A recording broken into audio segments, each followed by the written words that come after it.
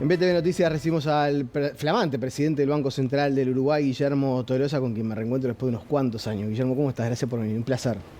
Muchas gracias por invitarme. Estábamos recordando antes de la entrevista, la anterior vez que te había entrevistado hace ya unos cuantos años, en el marco de tu participación en el CIMBE. Perdón, en Ceres, acá otra vez dije CIMBE, en Ceres. Y después como que se te había perdido el rastro. ¿Dónde estabas, en el exterior? Estuve trabajando para el Fondo Monetario Internacional en la oficina de París, así que estuve un poco fuera de las canchas. ¿Y eso fue lo último antes de venir para el Banco Central? Sí. ¿Y cómo es eso de pasar de trabajar en el Fondo Monetario Internacional a venir al Banco Central del Uruguay, cuando te lo propusieron? Sí, yo justo estaba, en ese momento estaba viajando, estaba en el aeropuerto y recibo una llamada, de todas las llamadas posibles. Esto me interesa muchísimo. Lo compartíamos con Mario Lubetti, también con canción. Creo que dijo que estaba en Tailandia cuando lo llamó Orsi. No, yo estaba en el aeropuerto de Barajas y veo el teléfono, tenés 2 minutos para hablar, por supuesto, 2 minutos para hablar en toda la muchedumbre, ¿no? El ruido. Y de repente fue sin anestesia, ¿no? Y bueno, ¿cómo te ves la posibilidad de ser presidente del Banco Central? Y yo no había participado del proceso de campaña, o sea que algo no tenía... No sé si lo puedes decir. Sí. ¿Quién te llamó fue el presidente?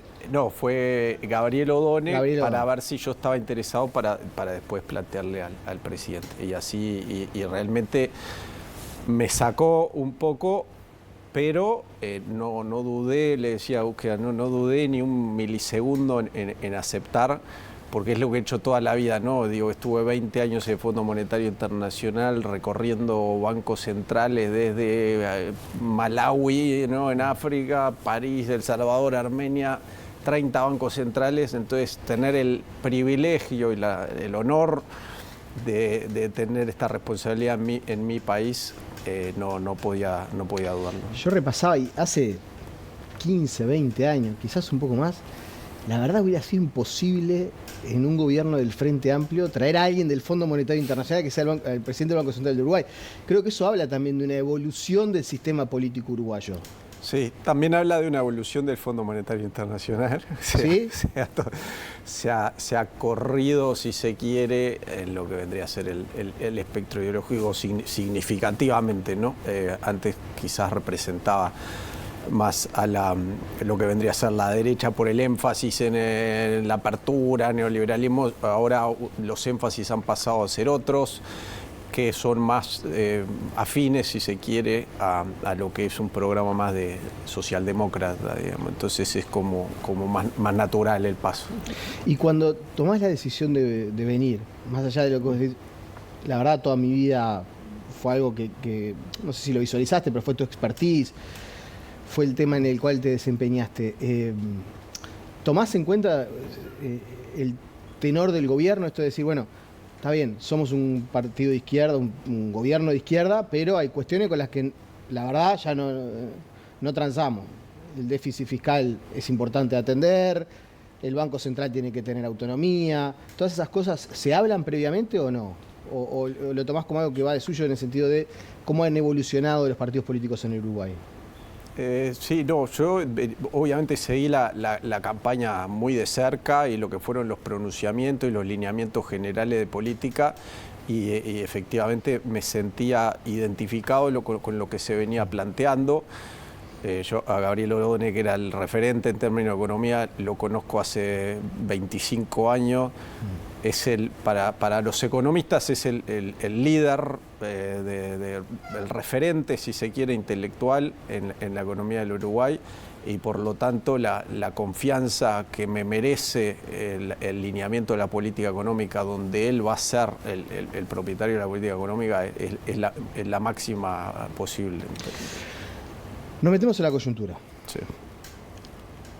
Ha sido, obedeciendo obviamente a un mercado internacional complejo, por todo lo que ya sabemos, guerra de aranceles y eso, Uruguay había empezado el año 2025, gobierno anterior, con un dólar al alza, que se venía recuperando, y después hace como un punto de inflexión Sí. y empieza a bajar, a bajar, a bajar, Sí. llega a niveles que hacía hasta 24 meses aproximadamente que no tenía, y ahora, guerra de aranceles mediante, empieza a repuntar. De hecho, ya casi que recupera todo lo que había perdido en los primeros meses de este año 2025. ¿Les preocupa cómo viene comportándose la moneda norteamericana? No, no nos preocupa en lo más mínimo. El peso uruguayo, la relación entre el peso y el dólar, sigue muy de cerca lo que es la relación del dólar con todas las monedas emergentes, ¿no? El patrón ha sido bastante común en lo que es la moneda uruguaya del resto, que en la segunda parte del 2024 hubo una presión significativa a la depreciación. Como bien dijiste, el peso uruguayo pasó de 38 a 44, es una depreciación del 15% significativa, y este año la tónica hasta la semana pasada había cambiado de mayor fortaleza de lo que son las monedas emergentes, y el dólar se había abaratado en general. Obviamente el escenario que introduce Trump con su famoso Día de la Liberación cambia un poco esa realidad y genera bastante volatilidad, y todavía no sabemos muy bien cómo se van a acomodar los zapallos, en qué va a terminar lo que es la medida, en qué va a terminar esto en su efecto en las monedas de los países emergentes como Uruguay, pero ha habido una pequeña depreciación que sin embargo ha sido bastante menor de lo que solía suceder cuando había momentos de gran incertidumbre y tensión como la que acabamos de vivir, ¿no? Esto me interesa para sí. La gente, a ver, todos somos personas comunes, pero digo, los que no tenemos tanta información como ustedes, a mí alguien una vez me lo explicó de una manera que me pareció genial. En la incertidumbre la gente va y compra dólares. Exacto. Entonces se fortalece la moneda. ¿Por qué sube el dólar? Si en realidad todo haría pensar que Estados Unidos se está metiendo en un problema. Bueno, porque la gente tiene esa reacción de comprar dólares. Lo que está pasando es eso. Sí, pero ha pasado algo de eso, pero la reacción de la gente a comprar dólares ha sido mucho menor de lo que ha sido en el pasado en episodios de similar tenor. O sea, con la bolsa de Estados Unidos cayendo 10% en un periodo de 2 días, fue la tercer peor caída en 100 años, ¿no? O sea, son episodios financieros de extremo estrés y tensión. En ese tipo de episodios, generalmente el peso uruguayo se depreciaba bastante más. Ahora se ha generado una confianza, hay una solidez en lo que es el régimen monetario, que hay mucho más tranquilidad aún en momentos de este tipo, y la depreciación que sucedió sí fue muy menor, ¿no? La ola, entonces, la podemos decir que está atenuada por la confianza. Sin duda, sin duda. Esa es la visión que ustedes tienen. Sí, el hecho que la inflación en Uruguay esté muy cerca de los niveles más bajos de 40 a 50 años, sin duda ha cambiado lo que es la actitud del público hacia el peso uruguayo. ¿No han tenido que intervenir para moderar el alza? No, hace varios años que el Banco Central no interviene en el mercado de cambio, fluctúa libremente. En su momento, en el anterior gobierno de Frente Amplio decía, nosotros no intervenimos, pero bueno, hay circunstancias que nos hacen hacer mínimas intervenciones para que los saltos no sean tan abruptos, tanto sea a la suba como a la baja. Eso no ha pasado en esta semana. No ha pasado, no ha pasado. Ahora, en el discurso inaugural que diste al momento de asumir como presidente del Banco Central del Uruguay, en tus primeras declaraciones, fuiste muy enfático en combate a la inflación, ayudar al combate a la inflación. Uruguay tiene que seguir bajando la inflación y hay margen para poder colaborar. De hecho, las primeras decisiones del Banco Central del Uruguay, del Comité de Política Monetaria, van en ese sentido. Esta suba del dólar no enciende una lucecita amarilla de que todos sabemos, somos tomadores de precios internacionales para muchas cuestiones, siempre la suba del dólar se traslada a la inflación. ¿Hay una luz amarilla en ese sentido? No, por el momento no, porque la suba del dólar ha sido baja, y además otro factor a resaltar acá es que lo que es el impacto del dólar en la inflación también ha caído mucho. En el pasado, cuando se remarcaban precios, se estaba mirando todo el tiempo lo que pasaba con el tipo de cambio, ¿no? Ahora, en la medida que hay una meta de inflación que es más creíble, hace 22 meses que la inflación está dentro del rango, lo que era la meta del Banco Central, ya casi 2 años, ahora el remarque de precios cuando hay movimiento en el tipo de cambio es mucho más lento. De hecho, como vos referías, el año pasado una depreciación significativa de 15% y sin embargo la inflación se mantuvo en el rango. Muchos economistas en aquel momento dudaron de que después de que se deprecie 15% de la moneda, la inflación no va a estar en 10, 12%, como solía pasar en el pasado. Ahora la inflación se logró mantener cerca del 6%, o sea que se está divorciando, se está desconectando cada vez más lo que es ese tipo de cambio de inflación, que es lo que debería suceder en un régimen de meta de inflación maduro, donde el ancla fundamental es la inflación y el tipo de cambio es algo que fluctúa libremente y es más independiente, digamos. También el año pasado se habló mucho acerca de si había o no, o cuánto había de atraso cambiario. Y el Frente Amplio, dirigente del Frente Amplio en aquel momento, seguramente lo habrá seguido desde París, decía, en algún momento este atraso cambiario se va a tener que corregir, en algún momento el dólar va a pegar un escaloncito, vamos a tener que corregir esta situación porque no hay economía que se sostenga con un atraso cambiario del que tenía el Uruguay. ¿Este fenómeno de estas últimas semanas ayuda a corregir el atraso cambiario o como es a nivel global no permite emparejar los números?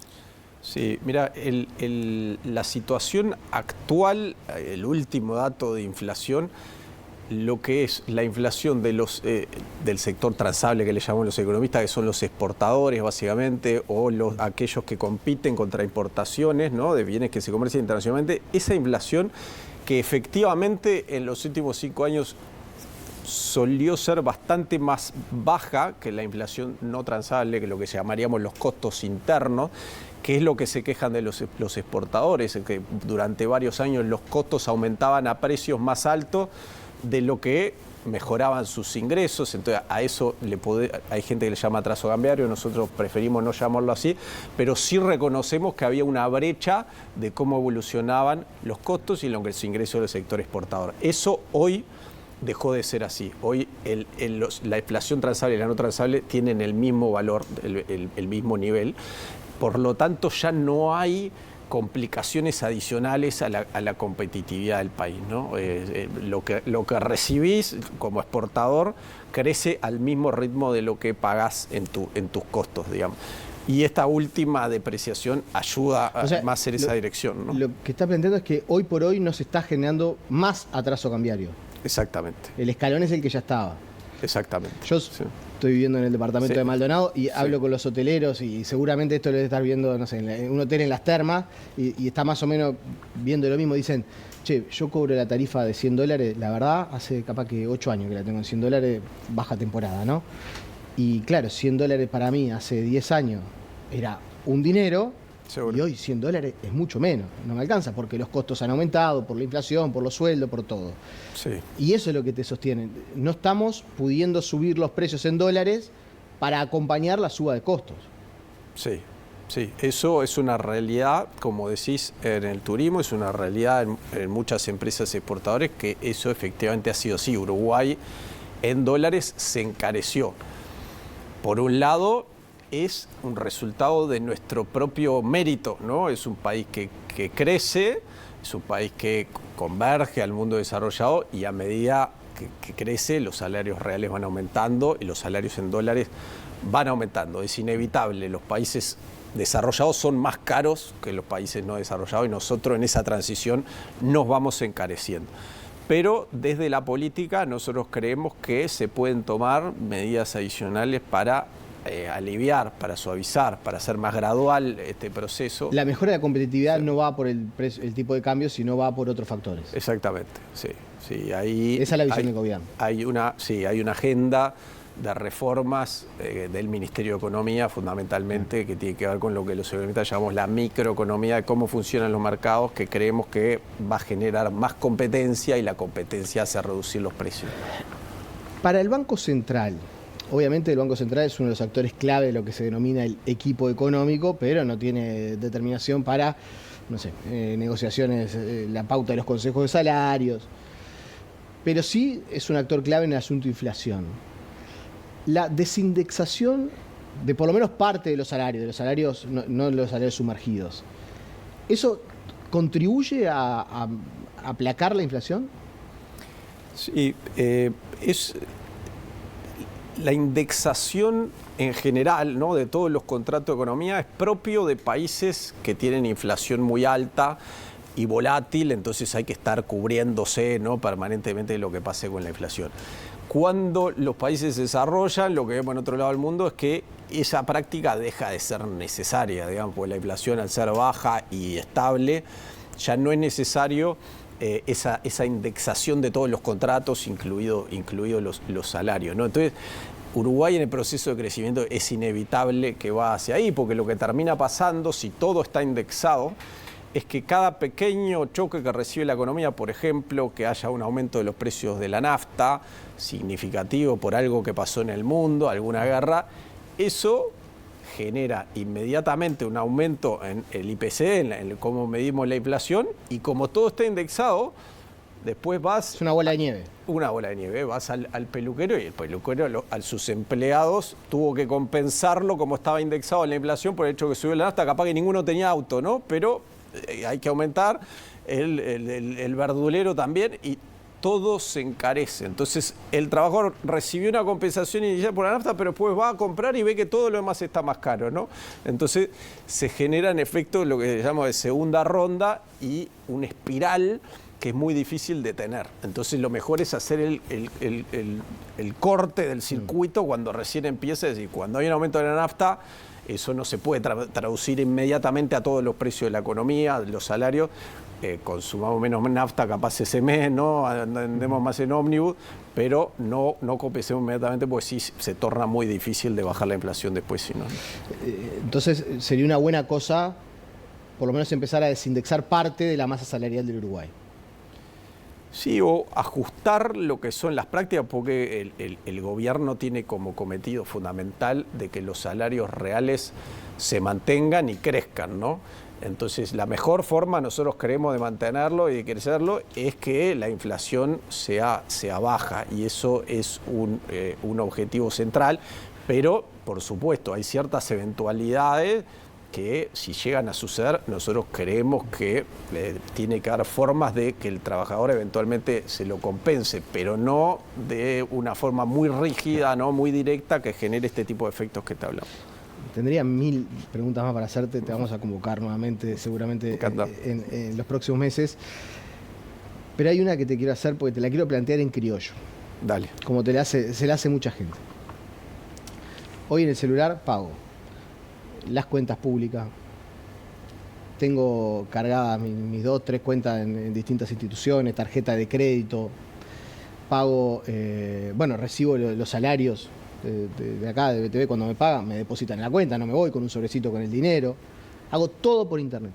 Vendo mi apartamento, me llaman 9 meses después del banco y me dicen, le entraron X cantidad de dólares, ¿no me puede traer el título para justificar? Todo eso vivimos los que somos ciudadanos normales. Sí. ¿Cómo puede pasar algo de lo de Conexión Ganadera, lo de estos fondos donde aparece un montón de dinero que se esfumó, 400 millones de dólares, y no se despierta una alerta, una alarma, no saltan las advertencias antes? Sí, lo que expuso este caso es que claramente hay un vacío legal en términos de quién era el responsable por monitorear este tipo de actividades, ¿no? Ellos encontraron una forma de operar en un limbo donde no había cobertura de la regulación, y en esa opacidad es que se generaron las cosas que se generaron, ¿no? Entonces, nosotros lo que estamos trabajando hoy en el Banco Central es asegurarnos que eso no va a suceder más, y vamos a cerrar cualquier tipo de oportunidad de operar en este limbo, ¿no? Vamos a proponer, seguramente tenga que involucrar cambios legislativos, o sea que no lo vamos a poder sola. Proyecto de ley, involucraremos al Poder Ejecutivo, al Legislativo, para que quede bien definido este tipo de actividad, y otras que se puedan generar en este tipo de situaciones quedan comprendidos por algún tipo de monitoreo, de transparencia, de auditoría, para que el inversor uruguayo no tenga que volver a pasar por este tipo de situaciones, que está invirtiendo sin saber lo que está pasando con su dinero, ¿no? ¿Y eso es solamente por modelo de negocios? O sea, ¿van a poner el foco en el modelo del escritorio ganadero o en algo más general? No, yo creo que hay margen para, de una forma más genérica, evitar que existan vacíos legales en cualquier actividad económica, digamos. Por otro lado, asegurándonos que sigan existiendo, ¿no? Porque está ese impulso. No, y que queda claro que hay un montón de gente que tiene dinero para invertir. Exacto. Y no encuentra en dónde una buena rentabilidad y Exacto. recurre a este tipo de situaciones, ¿no? Exacto, es lo que nos demuestra también es que es avidez de ahorro y hay avidez de inversión productiva. Y desde la política pública nuestra responsabilidad es asegurarnos que existan los vehículos para que esto suceda. El ahorrista quede contento, que haya más producción nacional y que el ahorrista no se vea forzado siempre tener que sacar los ahorros. Quizás una forma a explorar, que de hecho estamos trabajando en eso, acabo de venir a una reunión de eso, es quizás estas empresas, de nuevo, que atienden sectores muy sensibles y estratégicos para la economía del país, necesitan vehículos de inversión algo más sencillos, algo menos costosos, con menos burocracia de los que existen hasta el momento, ¿no? Porque sabemos que alguna hizo un intento de hacer algo más formal, digamos, dentro de los vehículos que existen y fue tan costoso, tan difícil, que terminaron desistiendo de ir por esos carriles, ¿no? Entonces es nuestra obligación ofrecer, no a las grandes empresas, sino a empresas que están emergiendo, ofrecerle posibilidades de atraer inversión de formas más creativas, más innovadoras, sin aplastarlos con carga burocrática y costos de cumplimiento. Guillermo Tolosa, insisto que me quedaron 1000 temas para preguntarle, pero bueno, no va a faltar oportunidad de que lo volvamos a convocar. Un verdadero placer, ¿eh? No va a faltar, muchas gracias. Pausa y seguimos con más.